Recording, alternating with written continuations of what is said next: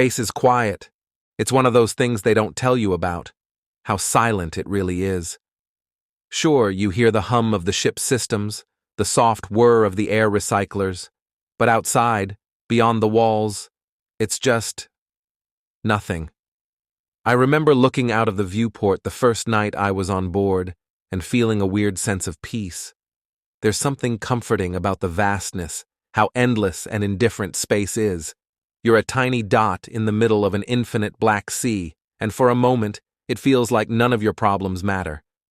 But that peace is deceptive. I was outside the ship today, just doing routine maintenance on the solar arrays. Everything was standard procedure. Check the panels, make sure nothing's misaligned, recalibrate the sensors. I had done it a dozen times before. No reason to think today would be any different.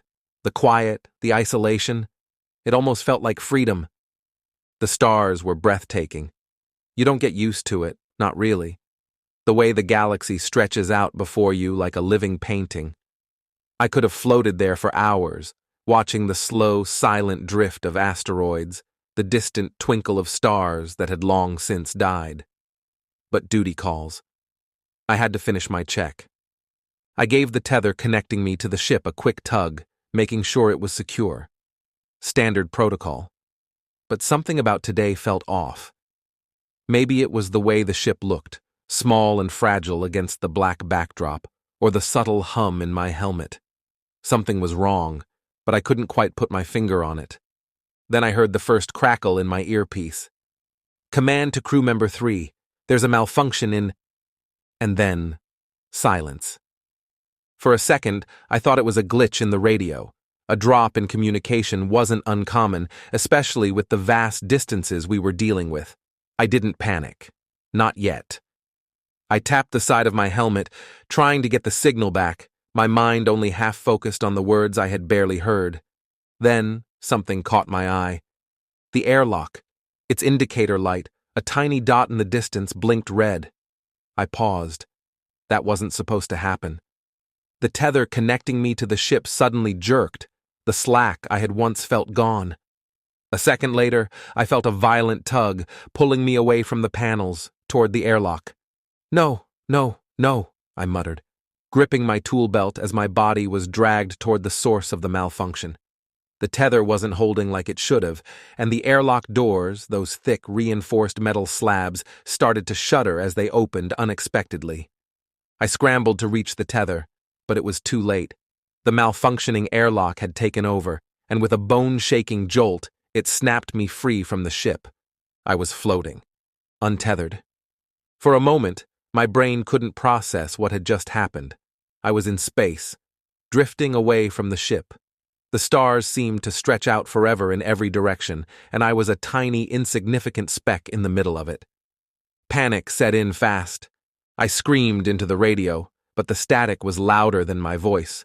My hands flailed uselessly, trying to reach out for something, anything, but the ship was already shrinking, disappearing into the distance as I spun uncontrollably adrift in the void. The cold hit first. Even through the suit, I could feel it, a biting absolute chill that seemed to seep into my bones. Space is colder than anything on Earth. I remember reading about it in training, but nothing could prepare me for the sensation of feeling the heat drain from my body, leaving nothing but emptiness. I tried to calm my breathing. Hyperventilating would only make it worse, burn through my oxygen faster. I had to stay calm. There had to be a solution.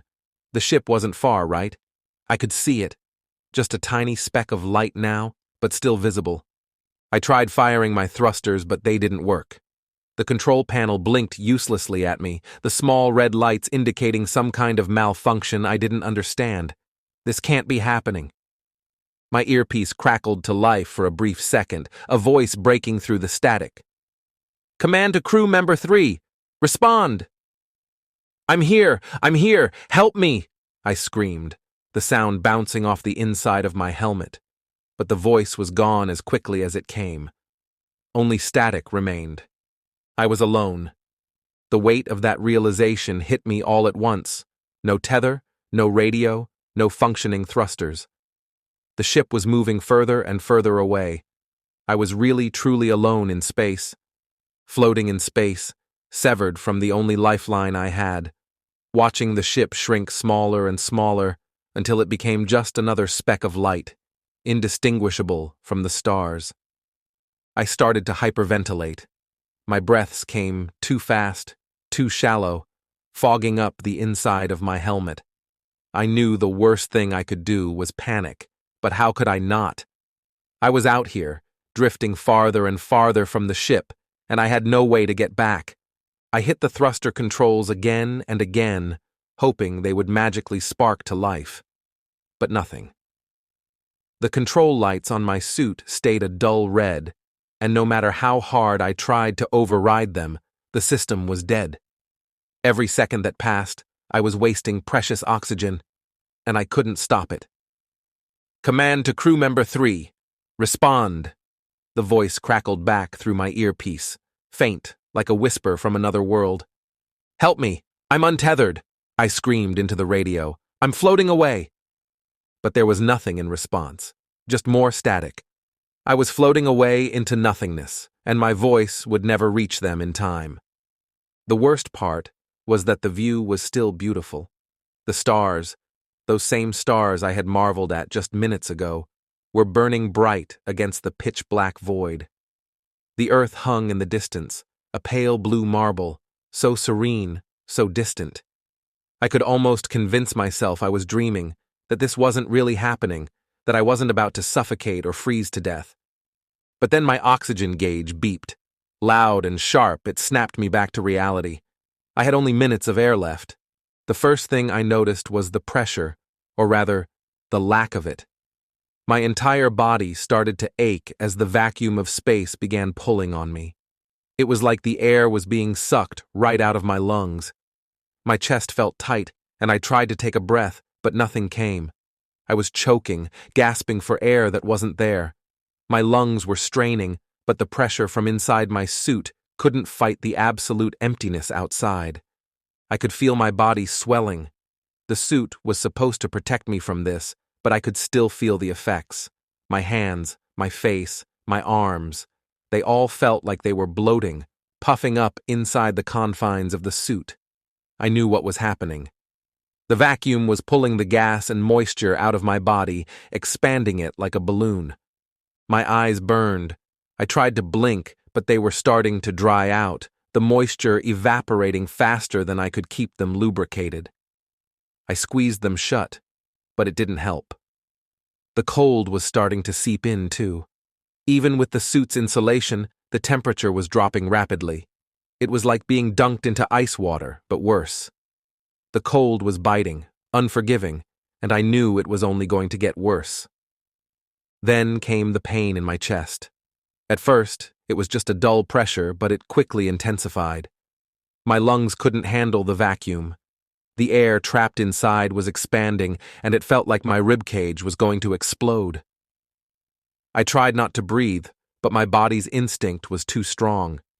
My mouth opened, gasping, but there was nothing but the horrible sensation of my chest collapsing in on itself.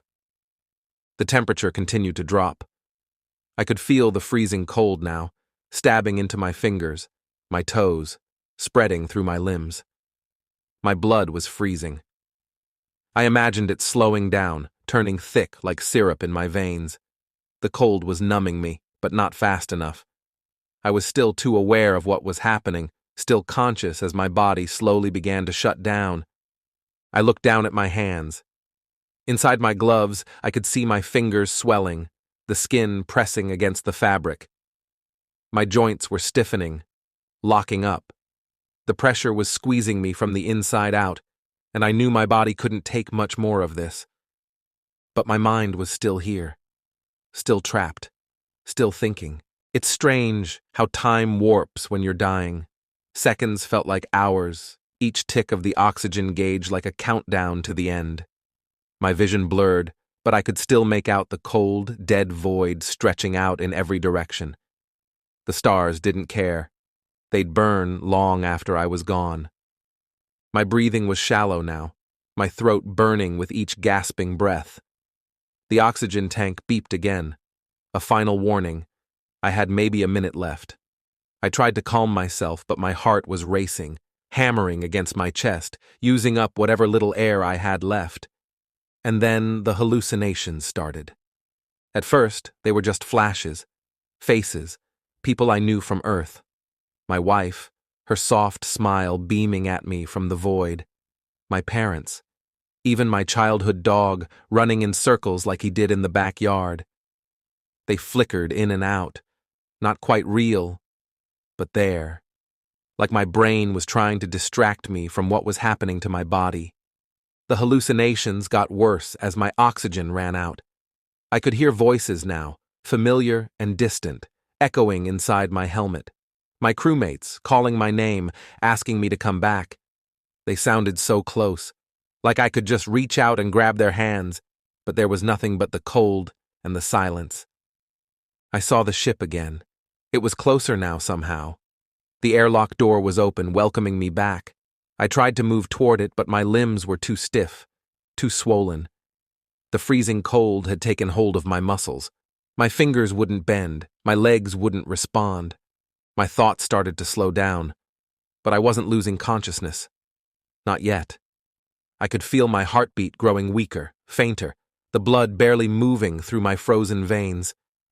But my mind was still sharp, still aware of the horror unfolding inside me. I was going to die here, and I was going to feel every second of it. The last of my oxygen ran out.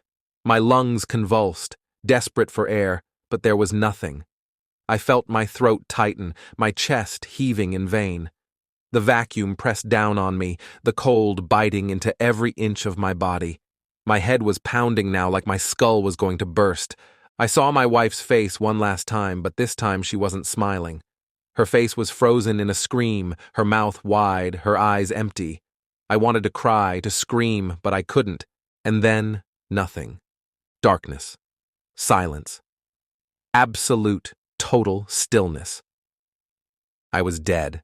At least I thought I was. But I could still think. How was that possible? I wasn't breathing. My heart wasn't beating. My body was frozen, floating out in the vast emptiness of space, far from anything human or living. But somehow, I was still aware. I wasn't sure how much time had passed. Minutes, hours, days. I couldn't tell anymore. I was suspended in the blackness, weightless, drifting through the void. My body was numb, gone, but my mind, my consciousness, was still here, trapped in the silence. There were no more hallucinations now, no more voices, just the cold, suffocating quiet. I could see the stars around me, distant and indifferent, burning silently. I could see the pale glow of the earth, far, far away. But I couldn't feel anything. There was nothing but the emptiness. The cold had taken my body, but it hadn't taken me. I was still here, in some horrible, twisted way, a ghost, a fragment of myself, lingering in the void, unable to move, unable to die. Maybe this was what death was. Not peace, not oblivion, but the slow, agonizing realization that you're alone. Forever. I don't know how long I've been drifting. There's no time out here, no way to measure it. It could have been minutes, but it feels like eternity. There's no sound, no feeling, just the endless black stretching out in all directions, and me, a speck of awareness, floating aimlessly through the void. Sometimes I think I hear something, like a voice, calling out from the far reaches of space. But it's always just my mind playing tricks. There's nothing out here but me. And the stars. I try to remember what it was like to be alive, the feel of warm air on my skin, the sound of laughter, the smell of the ocean. But it's fading. Everything is fading.